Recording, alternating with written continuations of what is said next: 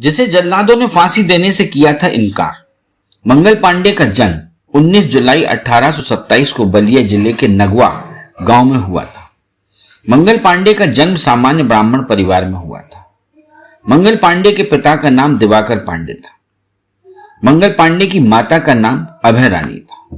मंगल पांडे की एक बहन भी थी जिनका साल 1930 में अकाल के दौरान निधन हो गया था।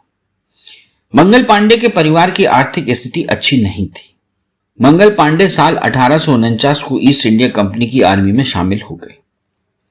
मंगल पांडे एक अच्छे सिपाही थे और उन्हें 34वीं बंगाल नेटिव इन्फेंट्री में शामिल किया गया। इस रेजिमेंट में अन्य युवा ब्राह्मण भी थे। एक बार मंगल पांडे की रेजिमेंट में एक नई राइफल लाई गई जिसका नाम एनफील्ड राइफल था।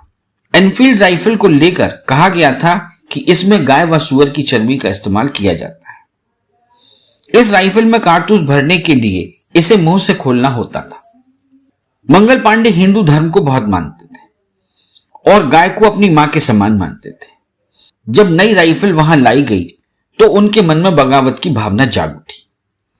9 फरवरी 1857 को एनफील्ड राइफल मंगल पांडे के रेजिमेंट के सैनिकों को बांट दी गई।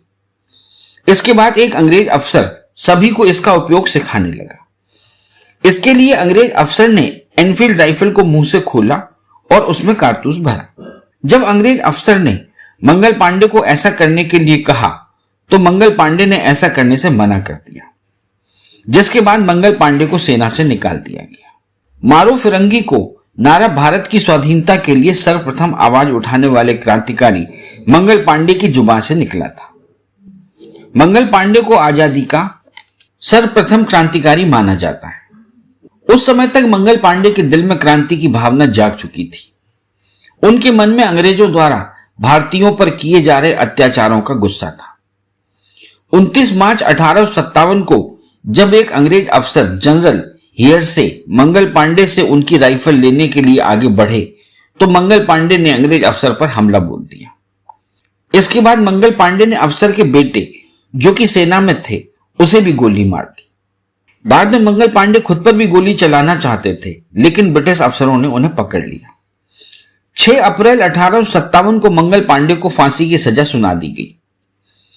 फांसी के लिए 18 अप्रैल का दिन चुना गया, लेकिन ब्रिटिश अफसरों के मन में मंगल पांडे का खौफ इस हद तक बैठ चुका था कि उन्होंने 10 दिन पहले ही 8 अप्रैल को मंगल पांडे को फांसी दे दी। हालांकि उस समय जल्लादों ने मंगल पांडे को फांसी देने से इनकार कर दिया था, जिसके बाद कोलकाता से 4 जल्लाद बुलाए गए। फांसी के बाद भी ब्रिटिश अफसर मंगल पांडे के शव के करीब जाने से भी डर रहे थे। मंगल पांडे की मौत ने भारतीयों के अंदर क्रांति की एक लहर पैदा की। मंगल पांडे की मौत के बाद उत्तर प्रदेश की एक सेना की छावनी में इस घटना के विद्रोह में बहुत से लोग सामने आए। सभी लोग कारतूस राइफल के उपयोग का विरोध करने लगे। धीरे धीरे विद्रोह विकराल रूप लेने लगा। कहा जाता है कि इसके बाद ही देश के पहले स्वतंत्रता संग्राम की क्रांति की लहर देश में फैल गई। अंग्रेज लेखक चार्ल्स बॉल और रॉबर्ट दोनों ने लिखा है कि उसी दिन से सन 1857-58 के समस्त क्रांतिकारी सिपाहियों को पांडे के नाम से पुकारा जाने लगा। मंगल पांडे के इस बलिदान से क्रांति की अग्नि और भड़क उठी। उसकी लपटें सारे देश में फैल गई। एक अंग्रेज लेखक मार्टिन ने लिखा है कि मंगल पांडे को जब फांसी दे दी गई उसके बाद समस्त भारत की सैनिक छावनियों में जबरदस्त विद्रोह प्रारंभ हो गया।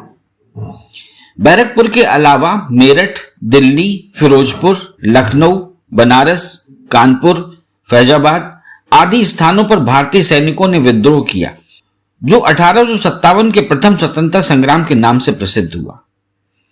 इस क्रांति का नेतृत्व बहादुर शाह जफर, नाना साहब, तात्या टोपे, रानी लक्ष्मीबाई, राजा कुंवर सिंह, मौलवी लियाकत अली, बेगम जीनत महल व बेगम हजरत महल जैसे नेताओं ने अलग अलग स्थानों पर किया।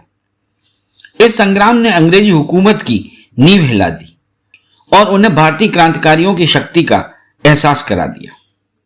इस चैनल को लाइक और सब्सक्राइब करना ना भूलें। देखते रहिए बंजारा बीट्स।